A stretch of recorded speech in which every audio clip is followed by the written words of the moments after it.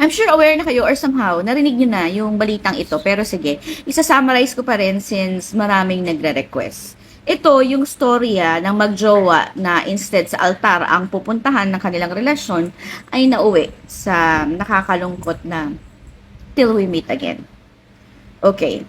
Siya si Adrian Rovic Fornelius, 23 years old, Mr. Liceo 2019 at naging kandidato sa Ginoong Cagayan de Oro. Kung saan kahit na malaki ang chance niya na manalo ay hindi natuloy kasi nitong May 9, 2023 kung saan nabaril siya sa ulo na siya niya ring ikinamatay. Although 3 months na yung nakakalipas pero muling nag-viral yung issue matapos matuklasan na yung sinasabing suspect or mastermind sa likod ng krimeng ito ay isang pastor mula sa Cagayan de Oro City na si Pastor or Bishop. Ang sabi ng mga nakakarami ay crime of passion di umano ang dahilan. Kasi yung kasintahan daw nitong si Adrian na si Joan Lionel Orog ay sugar daddy itong si Pastor. Labis sa pagsaselos daw nitong suspect kay Adrian ang dahilan, especially nung makita nitong pastor na nag-post sa social media itong magnobyo na to ng kanilang promise ring. At ayon sa mga source, ay aware daw si girl sa krimen na sinapit ng nobyo. At maraming netizens nga ang nagsasabi na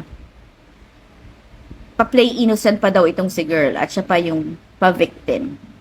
But in reality daw, ay involved pala siya sa pagkamatay ni Adrian. Ito pa, binatikos din ng mga nakasaksi na habang nagluluksa daw yung pamilya ni Adrian ay itong si Pastor. Nagsermon pa doon sa burol.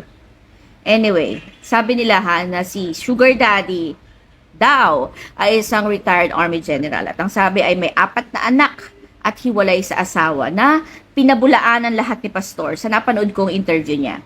Happily married daw siya. At itong ingay daw na ito ay lumabas lang para magkaroon ng negative publicity sa kampanya ng kanyang anak. Kasi nga daw, walang makitang butas para siraan ang anak niyang kumakandidato bilang barangay kagawad. Kaya, iyon, siya daw yung tinitira. Ang sabi-sabi pa dito sa social media na ito daw si Pastor at si girl ay 5 taon nang mag-sugar daddy. At si Pastor nga rin daw ang nagpapaaral at gumagastos lahat dito kay Joan Lionel. At ang lahat nga daw ng ito ay alam ni Adrian at sa katunayan nga daw, sabi nila ay nakikinabang din siya. Pero yun nga daw na nagplano si Adrian at itong si Joan na after graduation ay tatapusin na ni girl yung kanyang business relationship dito kay Pastor.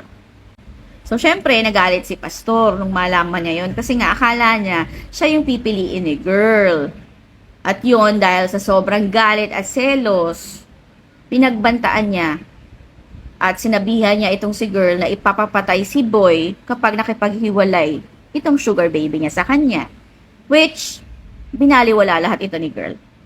Kaya naman after 2 days, nung pagbabantang iyon, ayun, deadball, pinapatay si boy. At sabi ng mga pulis, ay sundalo daw yung pumatay. Ngayon, nagkalat yung samot-saring convo screenshots nitong si girl at ng friend niya na pinag-uusapan nila kung ano-ano yung mga bagay-bagay na binibigay ng kanyang sugar daddy na pastor sa kanya.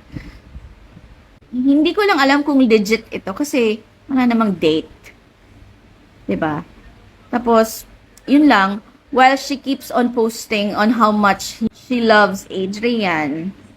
But the twist, tanong ng marami, is she really involved?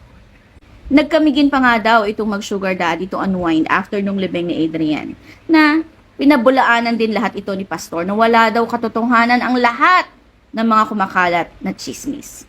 Nakakasad, no? Na bakit kailangan humantong sa ganito. Anyway, malalaman naman natin in the end ang katotohanan. Truth will prevail and it will always come out. No matter what. Kaya sana lang ay makipag-cooperate yung both parties. 'Di ba? Since may kaso na and further investigations are being processed, for the meantime, wag muna natin i-judge si girl or si pastor until proven guilty. I just hope na mabigyan ng tamang hustisya yung pagkamatay ni Adrian.